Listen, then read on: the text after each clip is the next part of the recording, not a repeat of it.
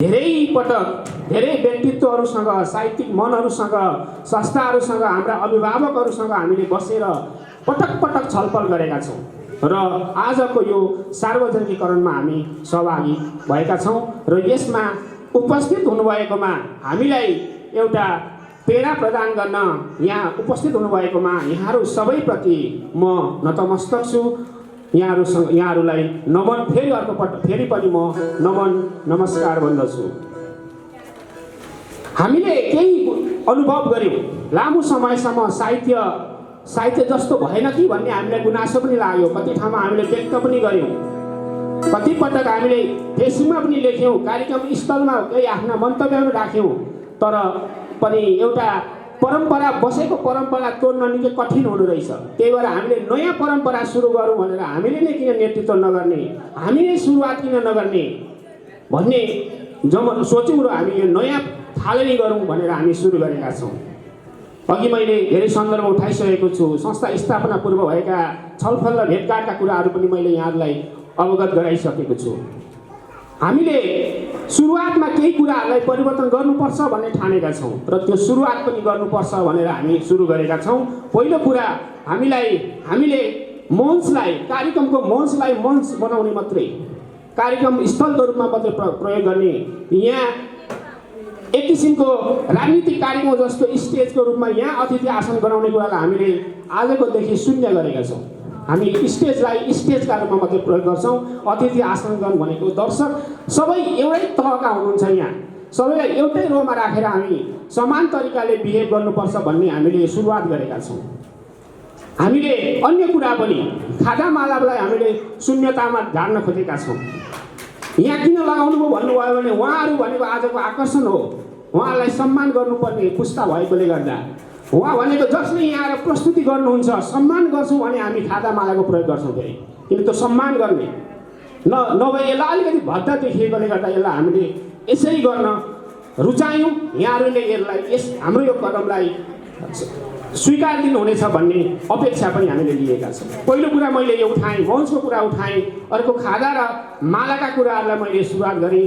दोस्रो कुरा त्यस पछाडि अघि मैले भने जहाँ कार्यक्रमको लागि वक्ताको रूपमा आउनुहुन्छ उहाँहरूलाई हामी फेरि के गर्छौँ, माला प्रयोग गर्छौँ। किनभने उहाँहरू त्यो कार्यक्रमको लागि मुख्य आकर्षक भएकोले गर्दा उहाँहरूमा चाहिँ यो लागु हुँदैन। यहाँले यो सहज रूपमा लिनुहुनेछ भन्ने सोचेको छु मैले, हाम्रो संस्थाले। तेस्रो कुरा, मायाको चिन्हको रूपमा हामी साहित्यिक संस्थाहरूमा अनावश्यक वस्तुहरू प्रयोग गरेको पायौँ। हामीले विभिन्न खालका अरू प्रयोगहरू, हामी साहित्यको कुरा गरिरहेछौँ, भाषालाई माया गर्ने कुरा गरिरहेछौँ, पठन संस्कृतिको कुरामा हामी साह्रै गुनासो गरिरहेछौँ, भएन भन्छौँ।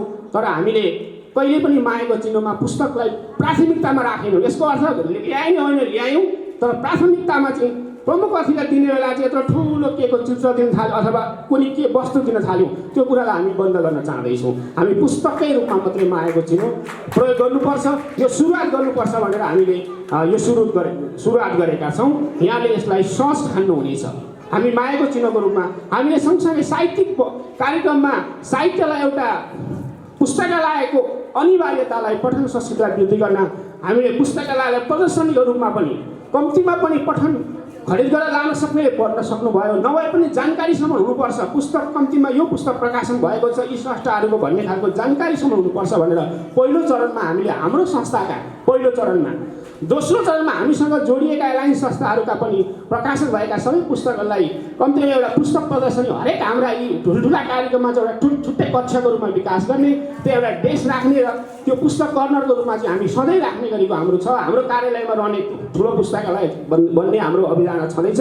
तर हामी हाम्रा कार्यक्रममा पनि पुस्तकालयको मिनी पुस्तकालय चाहिँ सधैँ रहने गरेको एउटा कर्नर रहने गरेको एउटा नयाँ थालनीको विकास गरेका छौँ। यसलाई यहाँहरूले स्वीकार्नुहुनेछ भन्ने लिएका छौँ। अर्को चौथो कुरालाई हामीले कम्तीमा भूमिकामा गएका साथीहरूलाई जसलाई ब्यानरमा तपाईँहरूले ल्याएर बोलाउनुहुन्छ, कम्तीमा पनि उहाँहरूलाई केही न केही पारिश्रमिक धेरै दिनु परेन, सुरुवात गरौँ भनेर हामीले न्यूनबाट भए पनि आजदेखि भूमिकामा जसलाई ल्याउँछौँ उहाँहरूलाई हामीले न्यून पारिश्रमिकको व्यवस्था गर्नुपर्छ र बौद्धिक श्रम शोषण गरिनुहुन्न भन्ने हाम्रो अवधारणा छ। यो हामीले आजैबाट सुरु गर्छौँ। र यो एउटा अर्को नयाँ क्रम हामीले यहाँ थालेको छौँ। यी कुरालाई हामी क्रमैसँग अगाडि बढाउनेछौँ र विभिन्न कुराहरू यहाँहरूले हाम्रा गतिविधिबाट हामी जानकारी गराउनेछौँ। त्यस्तै अर्को कुरा अघि मैले उठाएको थिएँ सुरुवातमा, साहित्यिक कार्यक्रमहरू अलिकति खर्चिलो र भड्किलो बन्दै गएको हामीले अनुभूत गरेकै हो, स्वीकारे पनि नस्वीकारे पनि। केही साथीहरूले कार्यक्रम गर्न चाहँदा पनि गर्न सक्नु भएन। किन? यति खर्च हुन्छ खाजामा, यति खर्च हुन्छ मालामा, मायाको चिन्हमा यति खर्च हुन्छ, यस्तो यस्तो खर्च हुन्छ भनेपछि साधारण खालको व्यक्तिले स्रष्टाले कार्यक्रम गर्न सक्ने अवस्थै रहेन। यसलाई चाहिँ न्यून शुल्कमा कार्यक्रम गर्नुपर्छ, सबैले मिलेर गर्नुपर्छ भनेर हाम्रो संस्थाले एउटा एक किसिमको सामूहिक प्रयासमा हामी सबैले उठाएर गरौँ बरु, तर एउटा मात्रै स्रष्टालाई त्यो लोड बनाएर सहयोगको भावना बनाऊ भनेर एक किसिमको नयाँपनको गरेर यो आजको सम्पूर्ण कार्यक्रम पनि हामी संस्थापकहरू र आयोजकहरूकै संयुक्त पहलमा प्रयास भएको र यसमा हामी कोहीसँग पनि कसैसँग पनि हामीले आर्थिक सहयोग मागेका छैनौँ र माग्ने यो कार्यक्रमको लागि भनेर हामी अभियानमा जोडिन्छौँ, यहाँहरूसँग त्यसको अपेक्षा गर्छौँ। त्यो हामी हाम्रा सूचनामा यहाँले दिएको सबै कुरा देखाउँछौँ, तर यस्ता कार्यक्रमहरूमा सकेसम्म हामी आफैबाट केही पहल गरौँ भन्ने हाम्रो सुरुवात पनि हो। यसलाई हामीले एउटा गरेछौँ। दोस्रो कुरा, अलिकति कहिलेकाहीँ पोर्टफोलियो कुराले एकदम तनाव दिन्छ। पोलिटिकल्ली व्यक्तिहरूले सधैँ पोलिटिकल्ली पोर्टफोलियो फलो गर्नुहुन्छ। एकजना विशिष्ट स्रष्टाको कार्यक्रम भइरहेको हुन्छ, स्रष्टाहरू पछाडि बस्नुहुन्छ, राजनीतिक व्यक्तिहरू अगाडि हुनुहुन्छ, अनि उहाँहरूको भूमिका उहाँलाई चिन्दैन त्यो आयोजकले। हामीले साहित्यिक कार्यक्रम सबैलाई एउटा श्रोताका रूपमा जति जो सहभागी हुन्छौँ सम्बोधन चाहिँ गर्ने, तर पोर्टफोलियो चाहिँ पोलिटिकल्ली पोर्टफोलियो होइन। यो चाहिँ हाम्रो साहित्यिक स्रष्टाको पोर्टफोलियो प्रयोग गर्नुपर्छ साहित्यिक कार्यक्रममा। साहित्यिक कार्यक्रमको प्रमुख व्यक्ति र साहित्यिक कार्यक्रमका आकर्षण पनि स्रष्टाहरू नै, कलाकार नै हुनुपर्छ भन्ने खालको हाम्रो एउटा अवधारणा छ। यो अवधारणाको सुरुवात पनि हामीले आजको विशिष्ट व्यक्तिहरू भनेको हामी होइनौँ, उहाँहरू हो, बालबालिका कलाकार हो भन्ने सुरुवात गरेको छौँ। यो हाम्रो नयाँ सुरुवात पनि हो। यसलाई हामी निरन्तरता दिने प्रयासमा छौँ। यहाँहरूको सुझाव सल्लाह सधैँ हामी अपेक्षा गरिरहन्छौँ। हामीले भाषा साहित्य कला संस्कृतिको लागि एउटा बृहत योजना लिएर अगाडि बढेका छौँ। यहाँहरू सबैसँग हामीले धेरैसँग पुगेका छौँ, कतिसँग पुग्न बाँकी नै छ। हामीले यहाँ कुनै गुट उपगुट, कुनै यो पक्ष त्यो पक्ष, यसको त्यसको भन्ने कुरालाई हामी स्वीकार्दैनौँ।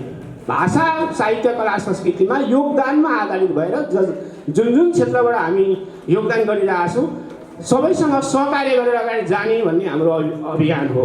यद्यपि कतिपय सन्दर्भमा सबैसँग हामी पुग्न सकेका छैनौँ। हामीले प्रस्ताव पनि गरेका छौँ, तपाईँसँग हामी बसेर यो विषयमा छलफल गर्न चाहिरहेको छौँ भनेर अनुमति पनि मागेका छौँ। कतिले दिनुभएको छ, कतिले अनुमति दिनुभएको छैन। अब इच्छा नै राख्नु भएन भने त हामीले मात्रै चाहेर त हुँदैन। तर हामीले कसैसँग पनि यो व्यक्तिसँग चाहिँ हामी छलफल गर्दैनौँ भनेको छैन। तपाईँहरू यहाँ भएका अधिकांशको मेसेन्जरमा मैले व्यक्तिगत रूपमा र संस्थाका रूपमा अनुरोध गरेको छु। तपाईँहरूसँग भेट्न चाहेका छौँ, हामीले तपाईँहरूसँग बसेर यो भाषा साहित्यको विषयमा छलफल गर्न चाहेका छौँ भनेर लेखेको छु। सायद कसैको मेसेज चलेको मेसेन्जर नचलेकोले गर्दा थाहा पाउनु भएन होला, नभए हामीले अधिकांशसँग यो प्रस्ताव राखेका छौँ र फेरि पनि हामी अगाडि यही हाम्रो गतिले अगाडि बढ्नेछौँ। अर्को कुरा, हामीले यो क्षेत्रमा विशेष गरेर एउटा साहित्यको छुट्टै केन्द्रको रूपमा हामी मोफसल ठान्दैनौँ। तपाईँहरू मोफसल भन्नुहुन्छ, हामी मोफसल यो केन्द्र हो। यसलाई हामी मोफसल कहिले भन्नुहुन्छ कि हामी स्वीकार्दैनौँ। यो आफैमा केन्द्र हो। यो अहिले मोफसल र केन्द्र छैन, यो साहित्यिक केन्द्र हो। यो केन्द्रकै रूपमा यसलाई विकास हुनुपर्छ र हामी काठमाडौँमा गएर लेख्दा कोही व्यक्ति केन्द्रको राष्ट्रिय स्रष्टा हुने, राष्ट्रिय कलाकार हुने, हाम्रा यहाँका चाहिँ स्थानीय स्रष्टाहरू चाहिँ स्थानीय भइरहने, केन्द्रका नहुने भन्ने भावनाबाट हामी त्यसलाई तोड्न चाहन्छौँ। यो पनि केन्द्र हो। हामीले गर्ने गतिविधि सबै राष्ट्रिय गतिविधि हो र हाम्रा हरेक गतिविधिले त्यसको कार्यक्रमका स्तरीयताका आधारले, उपस्थितिका आधारले, त्यसमा हरेक गतिविधि सूचनाका आधारले हामी यसलाई राष्ट्रिय कार्यक्रम हो भनेर यो हामीले गर्ने कार्यक्रम यो हाम्रो मात्रै होइन। मैले भनेको फेरि हामी यो फरक कन्सेप्टमा छौँ। हामी हाम्रो कार्यक्रम मात्रै भनिरहेको छैन, हामी यहाँ आउने सबै कार्यक्रमहरूलाई हामीले हाम्रो कार्यक्रम ठानेका छौँ। किनकि हामी विभिन्न साहित्यिक संस्थासँग MOU गरेर उहाँहरू र हाम्रो संस्थासँग समन्वयका साथमा जाने चाहेको हुँदा हामी भनेको चाहिँ फेरि यो कोशी साहित्य कला परिषद सिङ्गो एउटा मात्रै होइन, तपाईँहरूको संस्था पनि हाम्रो एलायन्स संस्थाको रूपमा हामी जानुपर्छ भनेर हामीले धेरै साथीसँग हामीले एमओयूको प्रस्ताव गरिसकेका छौँ। उहाँहरूले निर्णय गरेर ल ठिक छ भन्नुभयो भने हामी यही वर्षदेखि कम्तीमा पनि 10 वटा भन्दा बढी संस्थाहरूसँग चाहिँ एमओयू गरेर यही वर्ष नयाँ कार्यक्रमसँगै कार्यक्रम जाने भन्ने छौँ। तपाईँले गरेको कुरामा हामी कम्पिटिसन गर्दैनौँ, तपाईँले गरेको कुरा हामी सहजीकरण गर्छौँ। हाम्रो कन्सेप्ट यो हो। तपाईँले गरिराख्नु भएको छ, जस्तै बेलबारी साहित्य विकास समितिले बालबालिकासँग कार्यक्रम गरिराख्नु भएको छ, हामीले यहाँ बेलबारीमा किन त्यो कार्यक्रम गर्ने? उहाँहरूको कार्यक्रमसँग हामी जोडेर गर्ने। सुन्दर इच्छामा दिवक सरले नयाँ कार्यक्रम ल्याउँदै हुनुहुन्छ, हामीले त्यो कार्यक्रम किन गर्ने? हामी जोडिने हो। त्यहाँ लेटाङको सरले एउटा कार्यक्रम गर्नुहुन्छ, त्यहाँ हाम्रो कार्यक्रम होइन, उहाँहरूको कार्यक्रम हामी गरेर जोडिने।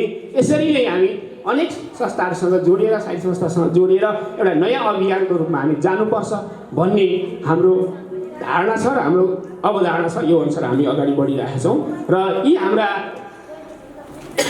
मैले अघि थोरै उठाउँदा अर्कातिर म अलिकति बढी प्रश्न पार्न गएँ। हामीले यो क्षेत्रमा एउटा कला साहित्य ग्रामको कन्सेप्ट ल्याएको छौँ। एउटा आएका संस्था कलाकारलाई कम्तीमा हाम्रै संस्थाको आफ्नै कार्यालयमा आवासीय व्यवस्थासम्म दिन सक्ने गरी पुस्तकालयको रूपमा रहने गरी र हामी सबै बसेर त्यहाँ सत्सङ्ग गर्न सक्ने गरी एउटा कन्सेप्टमा हामी काम गरिरहेका छौँ। यदि सफल भयौँ भने हामी अर्कोपल्ट वार्षिक उत्सव गर्दाखेरि यहाँहरूसँग केही न केही कुरा सुनाउन सक्ने हुनेछौँ भन्ने आशा गरेका छौँ। यहाँहरूको तर साथ सहयोग रहेमा मात्रै फेरि र यहाँहरूको साथ सहयोग रह्यो भने, किनकि यो हामी अघि पनि मैले सुरुमा कुरा उठाएको थिएँ, हामी कुनै संस्थाको कम्पिटिटर होइन। म त के भन्छु भने म मेरै कम्पिटिटर हो, म तपाईँ अरूको कम्पिटिटर होइन, प्रतिस्पर्धी म मेरै हो। तब मात्रै हामीलाई काम गर्न आनन्द लाग्छ। अरू संस्था अरू व्यक्तिसँग कम्पिटिसन गर्छु भन्यो भने हामीले गर्दैनौँ, किनकि अरूसँग कम्पिटिसन हुँदै हुँदैन, हामीसँग हुन्छ। हाम्रो संस्थाले एउटा कार्यक्रमभन्दा अर्को कार्यक्रम राम्रो बनाउने प्रयासमा लाग्छौँ र यो हाम्रो एउटा नयाँ अवधारणा हो। यसरी एउटा बृहत पुस्तकालय, त्यस्तै कला सङ्ग्रहालय र थिएटरसम्मको एउटा कन्सेप्टमा हामी काम गरिरहेछौँ। यहाँहरू सबैको साथ सहयोग रहोस् भन्ने मैले अपेक्षा पनि गरेको छु। यी हाम्रा प्रतिबद्धताहरू भए। अहिलेसम्म म यहाँहरूसँग हाम्रा प्रतिबद्धताहरू, हामीले अहिलेको गतिविधिको बारेमा बोलिरहेको छु। 81 असोज 25 गते बिहिबारका दिन हामी भेला भयौँ। यो औपचारिक सुरुवात हो हाम्रो। 81 असोज 25 गते बिहिबारका दिन बेलबारी 2 लालबिट सुनाउने, उहाँहरूका कुराहरू कवितामा उतार्ने, साहित्यमा विभिन्न विधामा ल्याउने हाम्रो उद्देश्य रहेको छ। त्यस्तै किसानसँग गएर पनि हामी खेतमै रमाउँदै वहीँ खेतमै कविता सुनाउने, सुन्ने र उहाँहरूका सिर्जना पनि हाम्रो माध्यममा, हाम्रो संस्थाको वेबसाइटमा, हाम्रो मुखपत्रमा ल्याउने गरेको योजनामा छौँ। त्यस्तै अन्य स्रष्टासँग संवाद कार्यक्रमहरू पनि छन् र बालबालिका विशेष गरेर विद्यार्थीसँग अलिकति विमर्श टाइपको कार्यक्रम छन्। हामी सिर्जना वाचनभन्दा पनि बढी अलिक विमर्श टाइपका, अलिकति अरू स्रष्टालाई लगेर अलिकति मोटिभेट गराउने खालका कार्यक्रमको अवधारणा हामीले अगाडि सारेका छौँ। यहाँहरूलाई यो हाम्रा योजनाहरू मैले यति नै सुनाएँ। त्यस्तै हामीले अनलाइनको अहिलेको आवश्यकतालाई महसुस गर्दै कम्तीमा पनि महिनामा केही कार्यक्रमहरू, न्यूनतम 3 वटा कार्यक्रम, साप्ताहिक कार्यक्रम गर्ने गरेका हाम्रा योजना छन्। हामी तुरुन्तै आज औपचारिक कार्यक्रम नभएकोले गर्दा हामीले धेरै कार्यक्रमहरू रोकेर बस्नु परेको थियो।